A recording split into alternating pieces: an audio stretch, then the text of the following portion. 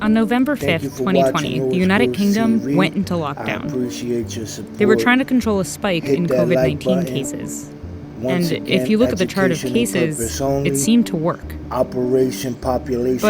despite having the same lockdown measures, infections in Kent, an area outside of London, were still rising. In early December, the overall drop in cases led the country to relax restrictions anyway. And then this happened. It wasn't until around this time that researchers realized that somewhere in Kent, the virus itself had changed. It was a new variant. It was more contagious, and it was spreading. By the time scientists gave it a name, it had spread to most of southeast England. 2 months later, it was in 30 other countries. 5 months later, it was the most common form of the virus found in the United States. Lately, more and more variants are emerging in various places around the world. So, why are they showing up now? And what does this mean for the pandemic?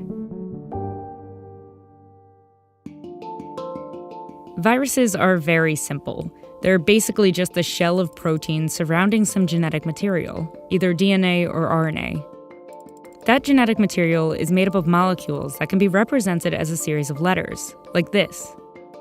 Each part of this code contains instructions for how to make one specific protein that allows the virus to function. A virus has one goal: to make more of itself. But because it's so simple, it can't do that on its own. So it uses you. Every time a virus infects a person, it uses their cells to make copies of itself, replicating this complex code again and again and again. But eventually, it makes a mistake. Sometimes it deletes or adds a letter, sometimes it flips them around. That mistake is called a mutation, and it slightly changes the instructions for making the virus. That slightly altered virus is a variant. Since viruses are constantly going through this copying process, it's normal for them to change over time. For example, this chart shows some of the mutations the SARS-CoV-2 virus has made since December of 2019. Most of the time, these mutations are harmless, or even make the virus weaker, and they quietly disappear without making any notable difference. But other times, a series of mutations occur that give the virus a slight edge over us, which is what scientists started to notice with SARS-CoV-2 back in September of 2020. You're seeing specific mutations that do allow the virus to bind human receptors better and enter cells better. Coronaviruses are covered in spike proteins that they use to bind with and infect human cells. The thing is, that binding isn't a perfect fit, so it doesn't always get past the cell's defenses.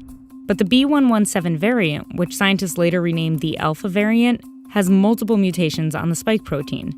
Mutations that make it easier for the virus to bind with cells, which can help make the virus more transmissible, which led it to become a dominant strain in many places around the world.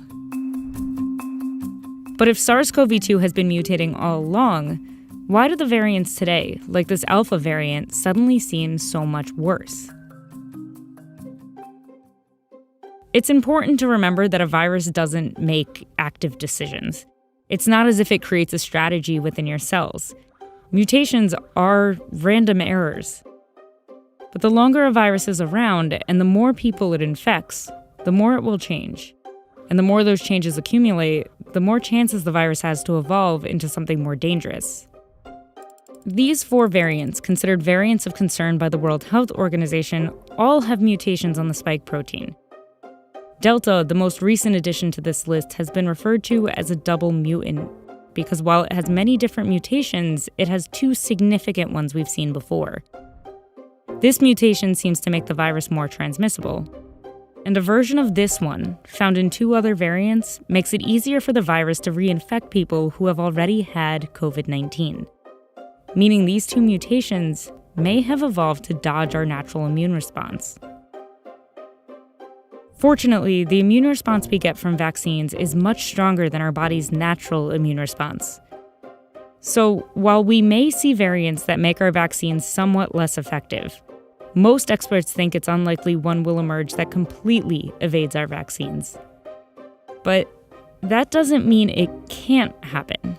If you give the virus enough time and replicative cycles, it will sample a very large evolutionary space and find a solution to the problem we've presented it, which is vaccination and widespread immunity.